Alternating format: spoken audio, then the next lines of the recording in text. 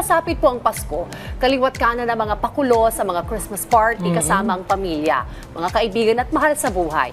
Pero syempre, isa sa tunay na diwa po nito ang maipakita at maiparamdam sa lahat na sa pamagitan ng pagbibigayan at pagmamahalan mula munting kahon na naglalaman ng aginaldo. Kasiyahan po ang daladala nito sa mga bata ngayong Pasko. Kaya naman, panoorin po natin ito.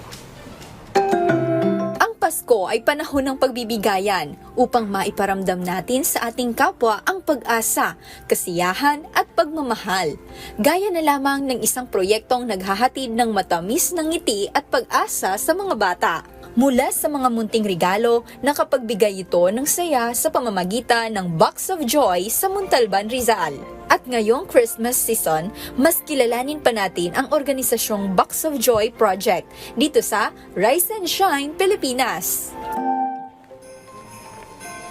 At sa kanilang pagpapatuloy sa pag-abot ng kasiyahan mula sa Box of Joy Project, kilalanin pa natin ang guro mula sa Burgos National High School at founder ng Box of Joy Project na si Ma'am Maricel Balyatan. Magandang umaga, Ma'am Maricel. Welcome po dito sa Rise and Shine Pilipinas. Magandang umaga po sa lahat. Salamat po sa pag-invite sa akin dito sa Rise and Shine Pilipinas. Kayo po ay guro, Ma'am, no? Opo. For 15 Anong subject years, tinuturo niyo, Ma'am? TLE po ako. TLE, Yes, wow. kaya strike all. Nako, Sabi gano'n. naalala ko tuloy TLE class. Paborito ko dyan, cooking. Oo. Ang Yes, pinakaayoko, cooking kami tahi. ngayon. Natutusukan talaga ako. Di ba yung gumagawa pa ng pattern? TLE din yan eh. Yung mga even stitch, uneven stitch, di ba? Oo. Well, and we have this project, ang Box of Joy. At every year niyo po ito isinasagawa. Tell us more about it. 11 years na po ito. Wow. Okay. Sa Saturday, 11 years na siya na Box of Joy. Happy anniversary. Thank you po. Ano po ba ang ano nito? Pinaka-essence po nitong Box of Joy Actually, project? ang Box of Joy ay nag-start 2014. So, na-inspire ako dun sa mga batang tinuturuan ko sa church kasi I'm a Sunday school teacher din sa church.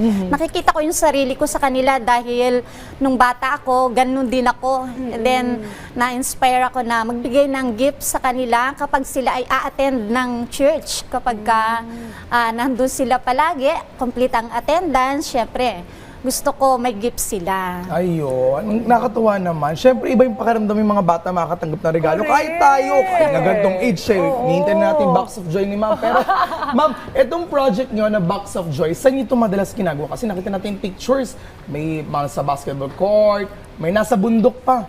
Diba, Ma'am? At saka, ano po yung pakiramdam nyo, siyempre, na patuloy na ginagawa nyo yung gato gawain for 11 years already? Well, I grew up kasi sa community na tinatawag na patiis. Talagang magtitiis ka sa hirap kung paano pumasok o lumabas ng bahay. Mahirap doon sa community namin.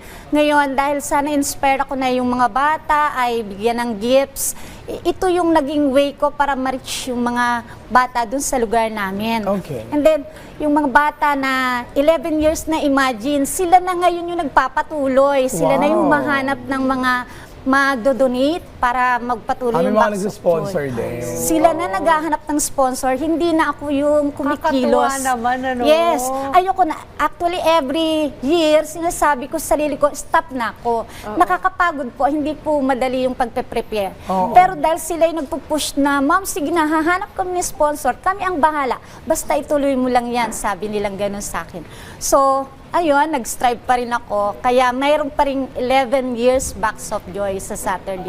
Okay. Ano po normally yung laman nito mga boxes of joy? Nag-start ang Box of Joy, yung mga student ko, in-inspire ko sila na magbigay sa mga batang maliliit. So sila yung nag-fill in dun sa boxes ng mga gifts kung ano yung kaya nila. Tapos dadalhin nila sa akin, irarap namin yon. Pipili sila ng bata na pagbibigyan nila. May picture ako nung bata. Pinipili nila yon.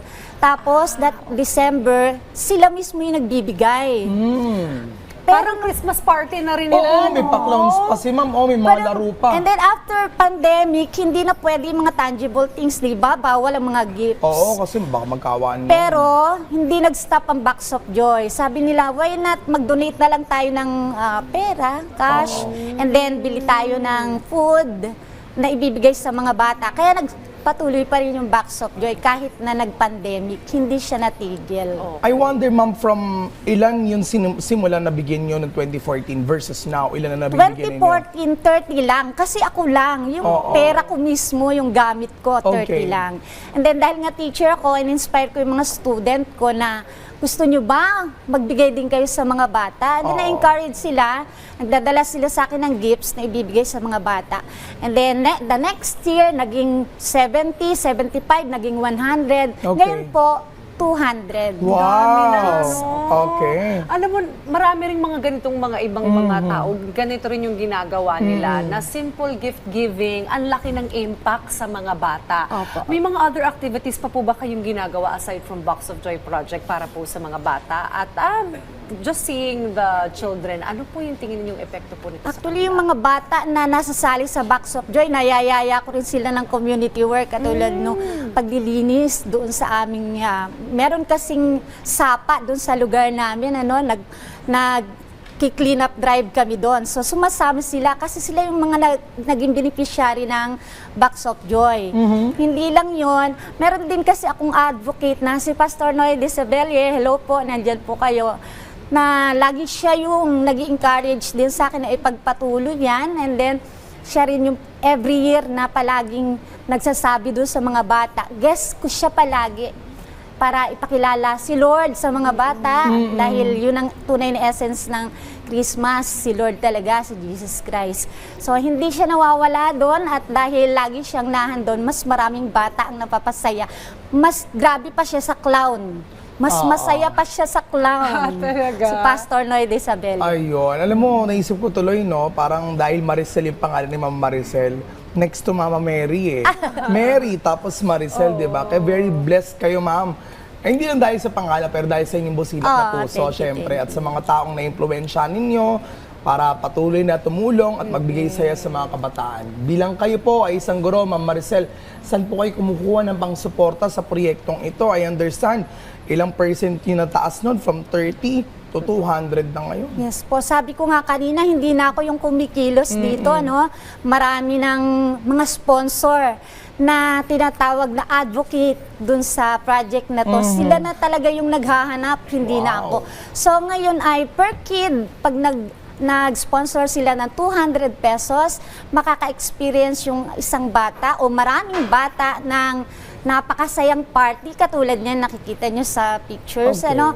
May clown, may mga toys, may meron silang Mga mga palaro. games. Yes, talagang napakasaya ng mga bata tuwing Box of Joy dahil ang dami nilang nare-receive, especially bago mag-start pa lang, ang dami na nilang kinakain. Tapos paglabas pa nila, may dala pa sila. Sabi ko nga sa mga bata, i-share yung kanilang dala-dalang gifts doon sa mga kapatid nila pag uwi. Pati yung food na binigay sa kanila, i-share nila sa mga bata. So hindi na ako ito, mga advocates na ito. Tumutulong na lang ako na Ayun. i-prepare ang lahat. Okay. Salamat po sa mga advocates na patuloy na nagsusupport sa Box of Joy. Kasi kung hindi dahil sa inyo, hindi po magpapatuloy ang Box of Joy. Okay. Sa 11 years, hindi na po ako yung gumagalaw lang dito. Sila na po. Hindi ko man po kayo mabanggit. Alam niyo po na kayo yung patuloy na sumusuport. Okay. Meron po kasi kaming advocate na nasa ibang bansa din, nasa Japan, nasa Norway, at sila yung nagpifill in ng kakulangan kapag may kulang sa Box of Joy. At never sila talagang hindi nag-support. Lagi silang nahandyan. Basta maipagpatuloy lang yung Box of Joy. Kaya thank you so much. Thank you so Ganon much din sa sa mga mga patuloy co-teachers ko na patuloy na nagsusupport, student ko na nagsusupport sa Box of Joy. Lalo na Pati si mga Sir Mark. nakagraduate na, tumutulong na. Yes. Wow. 2018, 2016, 17, 18, mga advocate na sila. Okay. Sila nagpupush, Ma'am Marie, start na po ba tayo? Pwede bang wag muna? Hindi po, kaya natin yan, ma'am. Ganyan That's good. sila. Ayun, bongga Okay. naman pala. Ma'am, ilang communities na natutulungan ninyo? I mean, iba-iba ba yung invite nyo sa isang place or kayo nagpupunta tapos iba't ibang lugar yung or ilang beses yung ginagawa kada taon nito? Yeah. Dati, iba-ibang place. Naka-9 place na kami, no? Upper Patiis, Lower Patiis, Mount Mataba, Sa J-Red, sa Netra, Saan yan? Sa Rizal?